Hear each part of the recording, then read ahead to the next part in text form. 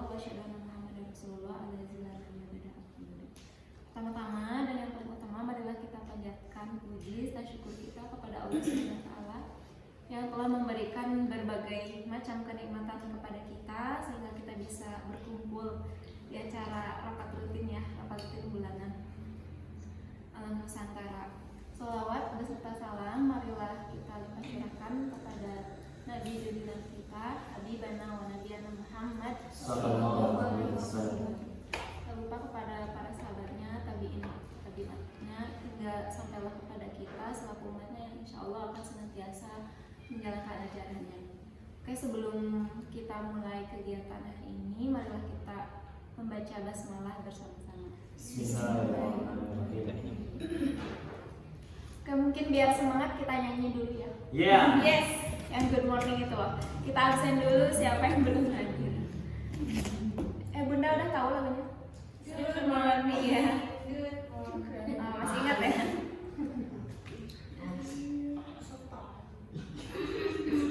Bentar, ini benar.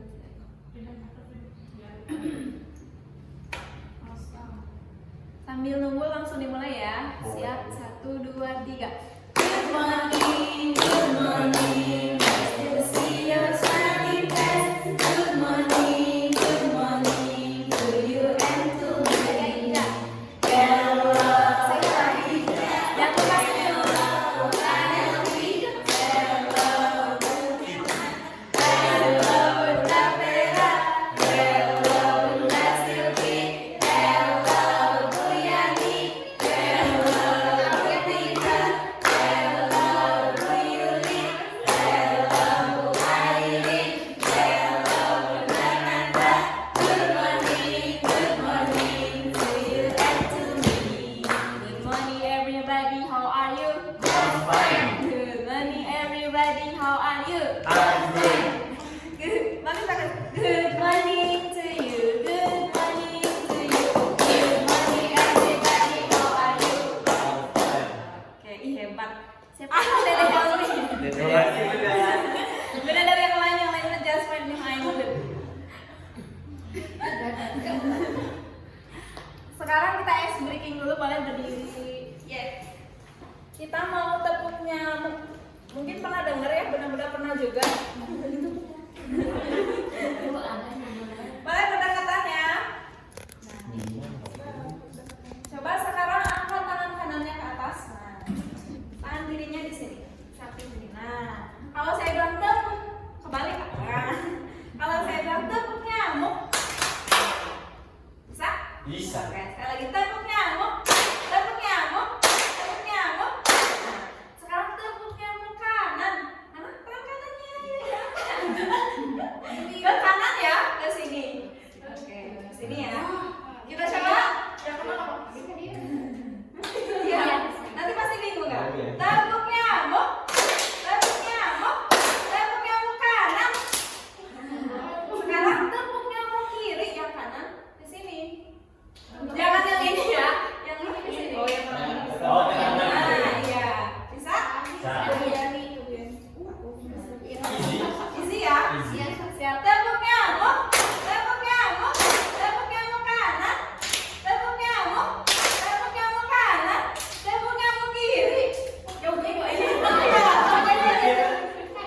Ini nomor kali Bisa?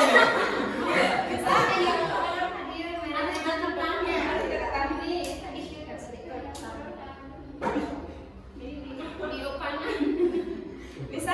Oke, sekali lagi. Tepuk nyamuk, tepuk nyamuk, tepuk nyamuk kiri. Ya. Tepuk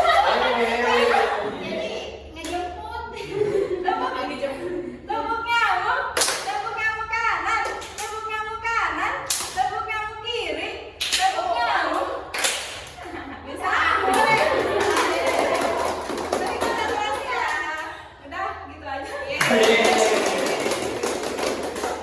Oke, silakan duduk. Oke, yang selanjutnya diskusi terkait the why Danish way of parenting bab 2 itu untuk way yang akan dibawakan oleh Bunda Nanda. Pertama dulu. Oke, terima kasih Bu Airin sebagai MC telah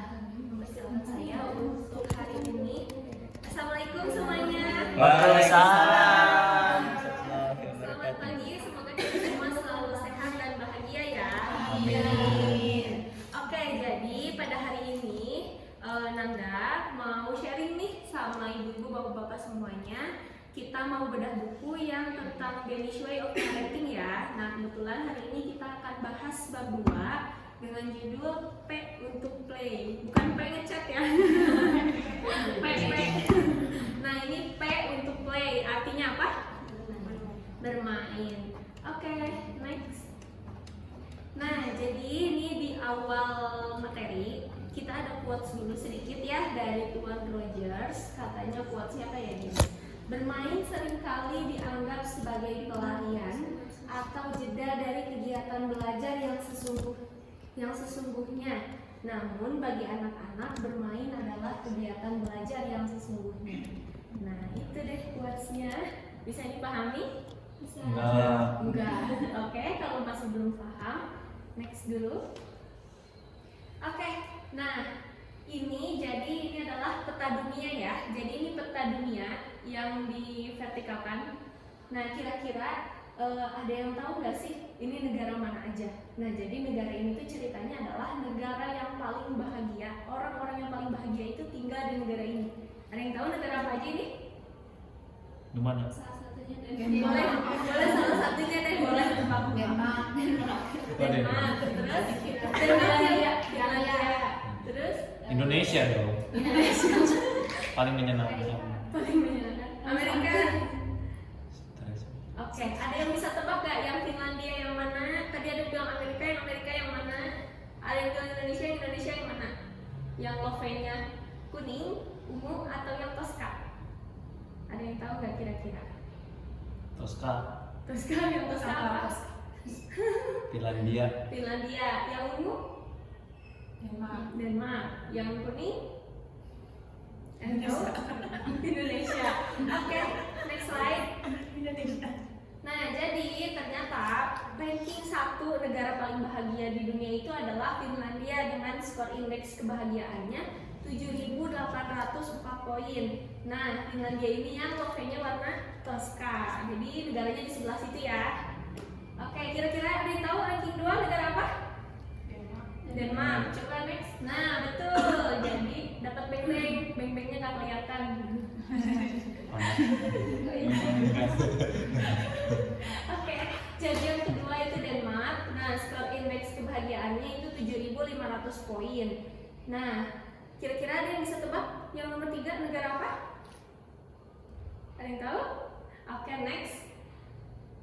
Nah, jadi negara yang ketiga paling bahagia di dunia itu adalah Islandia. Nah, skor indeks kebahagiaannya itu 7.530 poin. Nah, jadi kebahagiaan ini diukur dari apa sih? Nah, kebahagiaan ini diukur dari pertumbuhan ekonomi, layanan kesehatan, pendidikan, sama tingkat kriminalitasnya ya di negara tersebut. Nah, ini surveinya baru banget oleh World Happiness Report PBB tanggal 20 Maret 2023. Jadi baru kemarin banget ini surveinya gitu. Oke, next. Nah, pertanyaannya, terus Indonesia masuk nggak nih jadi negara paling bahagia di dunia? Enggak.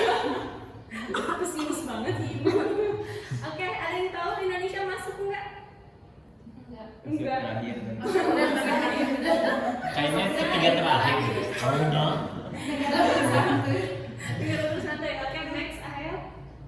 Nah, ternyata Indonesia itu masuk menempati urutan ke-80 dari 100 negara.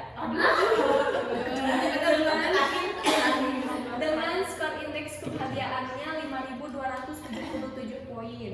Nah, jadi kita harus mengucap alhamdulillah. Masuk 100. Ya, masih masuk ya. Masih masuk dan patut diketahui negara yang paling tidak bahagia adalah negara itu ya Afghanistan.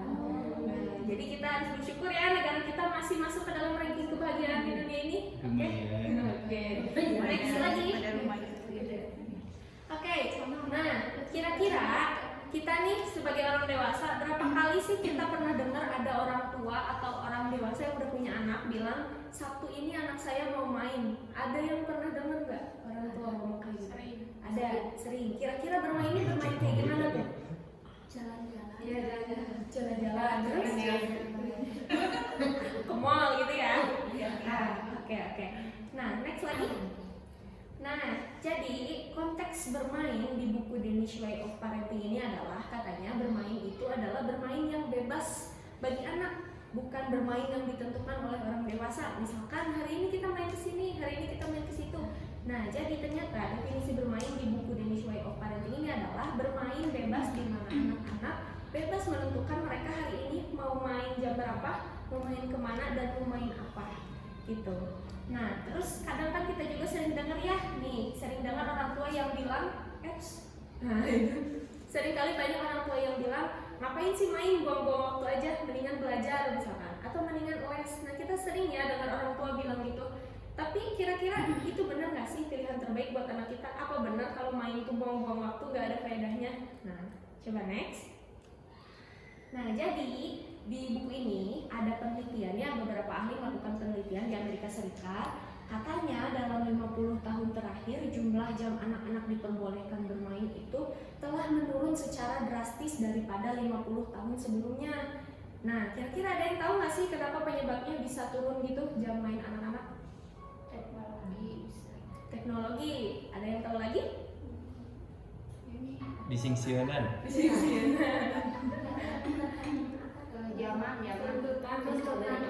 Tuntutan dari orang tua. Oke, semuanya suka dilarang. Oke, semuanya dapat piring cantik.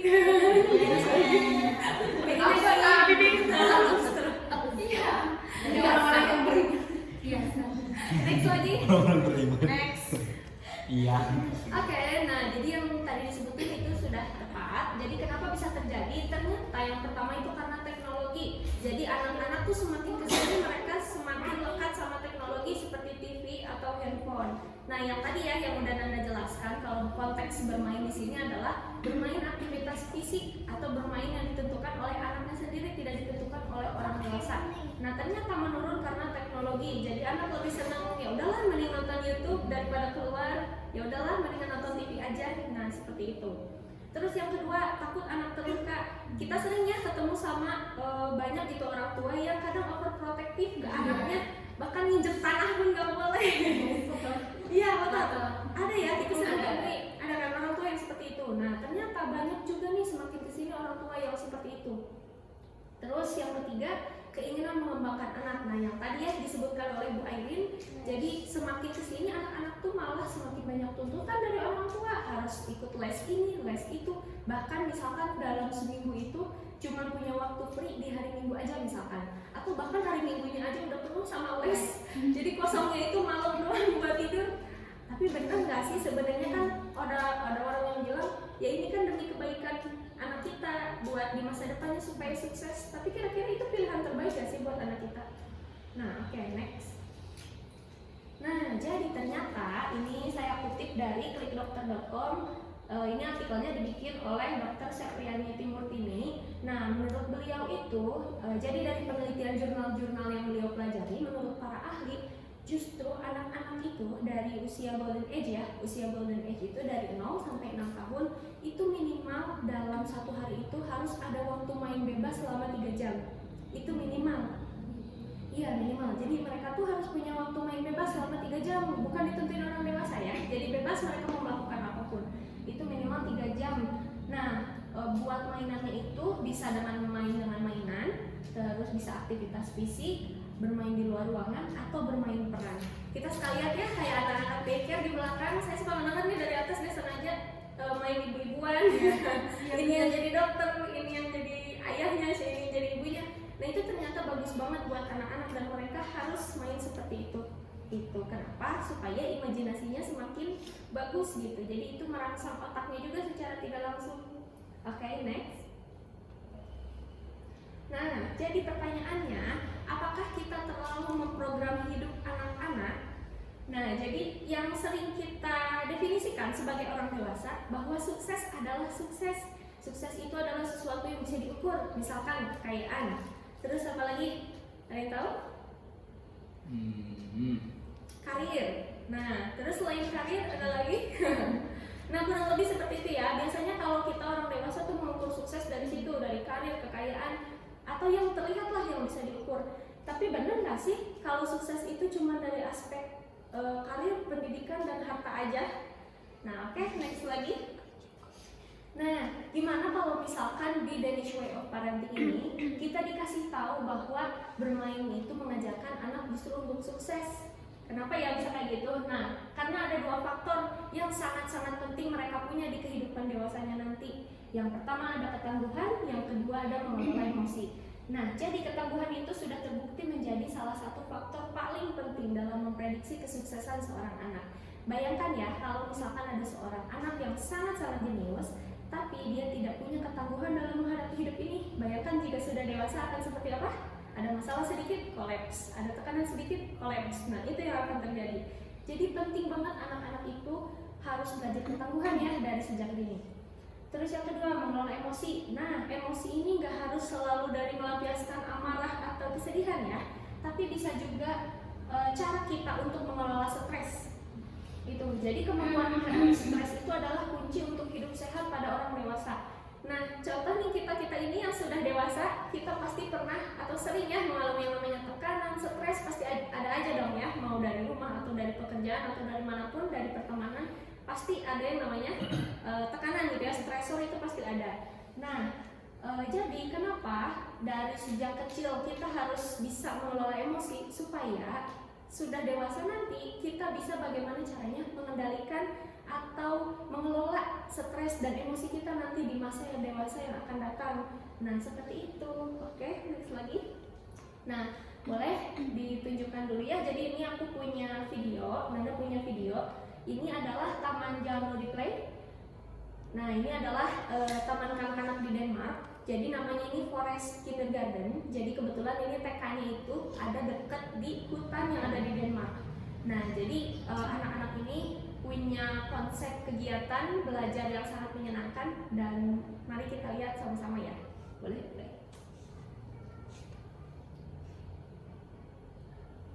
Videonya cuma 3 menit.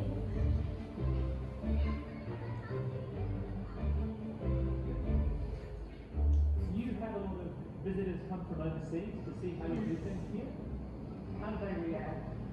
Ini jadi anak-anak TK ya, ini usia TK, usia 4-5 tahun. When you learn to go to school and why there is no fence and wow.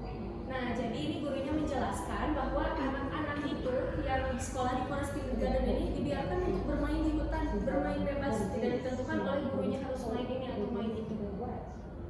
Nah, ini adalah spesialis pedagogik ya, spesialis pendidikan anak-anak. Dia datang buat mantau gitu. Nah, itu anak-anak dibiarkan eksplor sendiri, dibiarkan menemukan apa yang mereka temukan. Jane's the author of a book on forest education in Denmark. She's brought me to a forest kindergarten near her home outside of Viborg. He's in the tree and it's only a very Jadi anak-anak di sini diminta untuk menggunakan imajinasinya saja sendiri.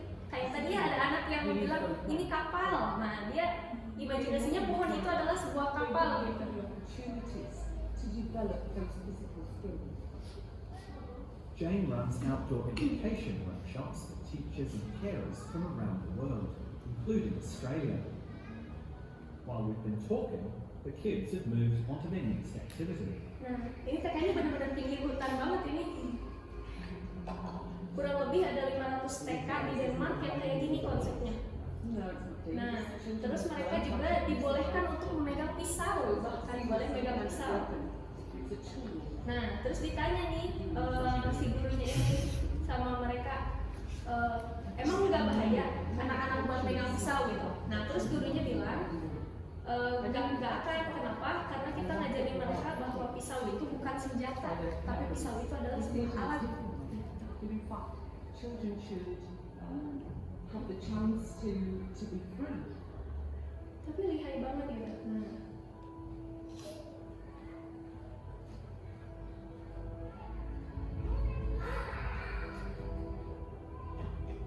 Nah ini anak yang manjat pohon. Iya, tinggi banget. And is your trust Nah, ini juga sempat ditanya nih, si gurunya ini sempat ditanya, emang gak takut itu anaknya manjat-manjat gitu nggak akan kecelakaan? Emang kamu punya sistem keamanan yang pasti gitu anak dibiarin manjat gitu?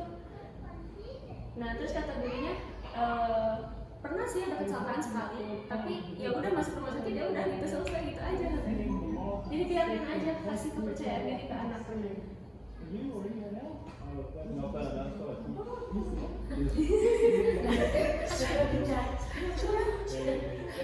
Kalau di kita udah panik ya, disuruh turun ya. Di solelat di rumah. Tapi mereka percaya kalau anak-anak itu tahu ukurannya mereka sanggup itu segimana katanya. Jadi dibiarkan untuk explore. That's the way to learn. Normally once I have to ride to the boy to the big in 17 years. So I'm not very. It was a terrible grow okay. Nah itu dia kurang lebih seperti itu gambaran dari taman kanak-kanaknya. Itu sangat menyenangkan sekali buat anak-anak. Jadi kalau di Denmark itu memang mereka membebaskan ke anak-anak untuk mengeksplor gitu, mengeksplor hutan. Kenapa? Supaya mereka bisa lebih menghargai alam. Dan yang catatan yang perlu kita catat juga ya, karena mereka punya sistem kesehatan yang bagus dari segi rumah sakit dan klinik segala macamnya. Jadi kenapa nggak takut nih kalau misalkan ada yang kecelakaan, bakal langsung ditindaklanjuti secara cepat gitu, karena pelayanan kesehatannya juga bagus gitu kalau di Denmark. Oke, next. Bukan yang ini, next lagi. Nah, oke. Terus, nah apa nih kaitannya bermain sama pusat kendali eksternal dan internal?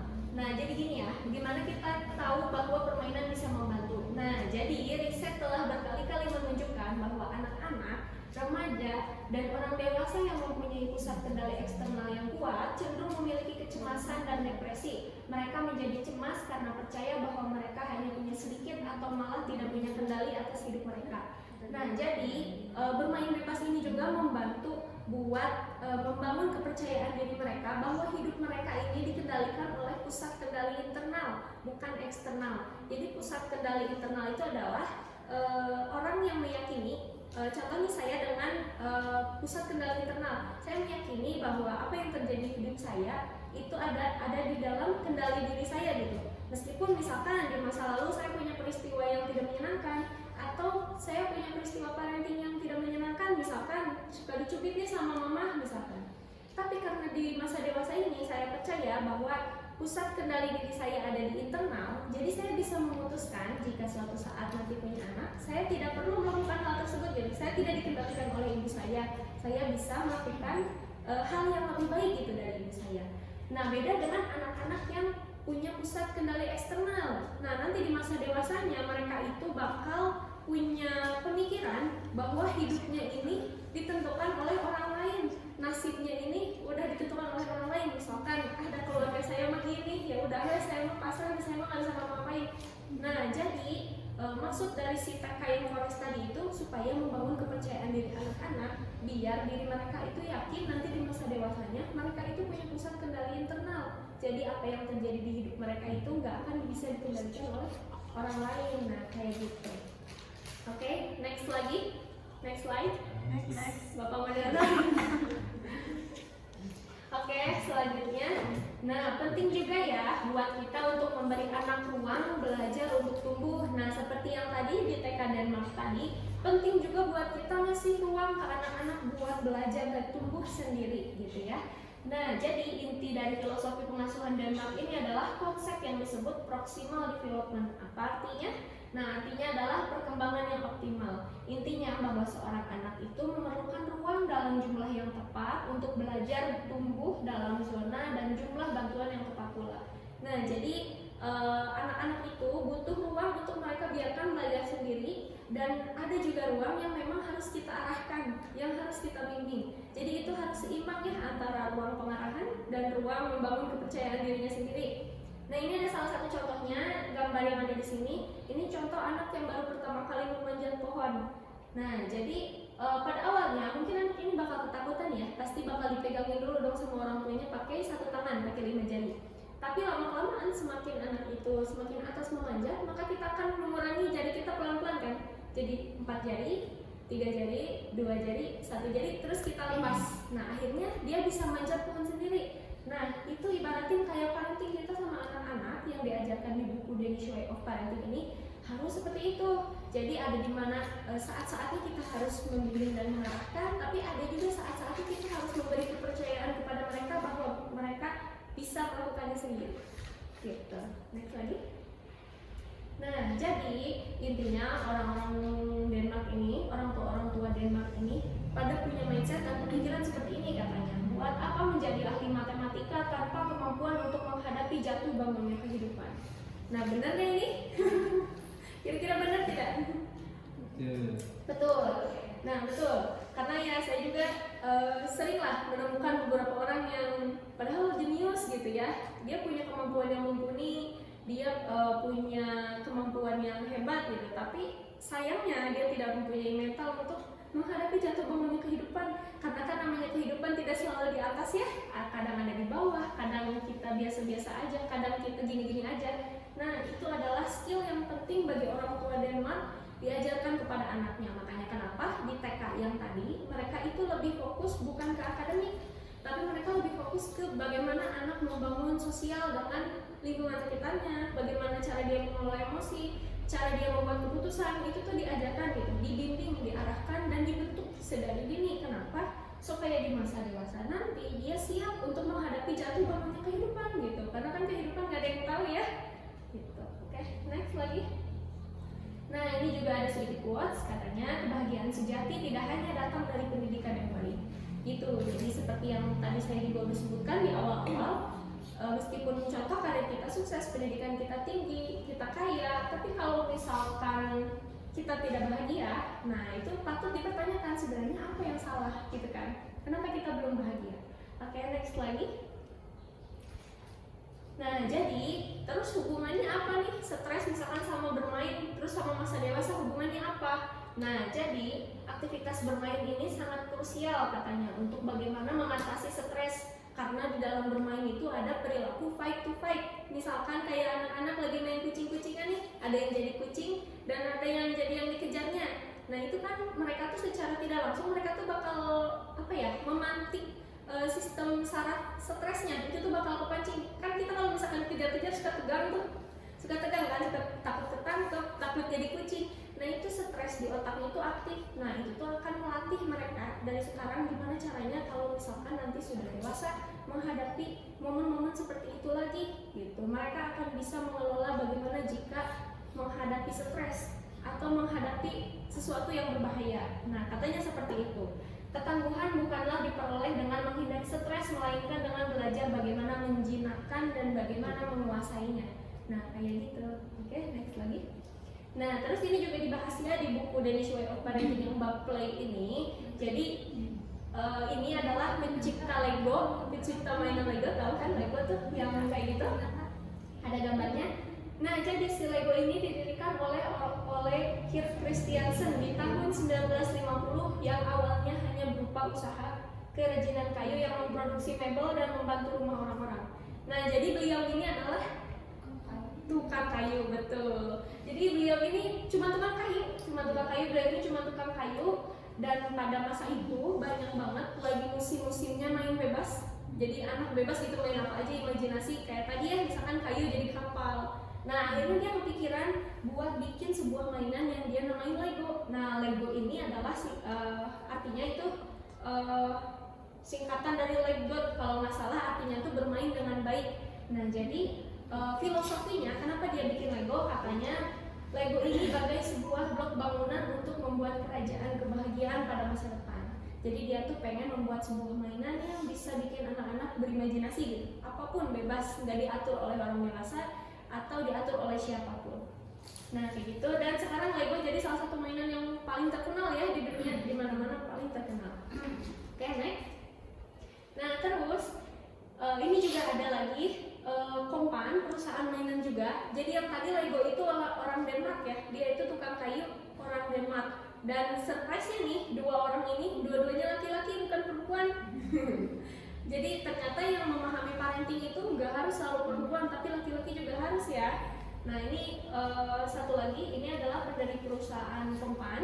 Nah Kompan ini adalah salah satu perusahaan terbesar di dunia yang memproduksi mainan-mainan buat anak-anak. Contoh mainan outdoor, mainan fitness. Nah ini beliau arsiteknya gitu, perancangnya yang memproduksinya. Nah ini tuh pendirinya tuh adalah seorang seniman. Dia tadinya seorang seniman patung.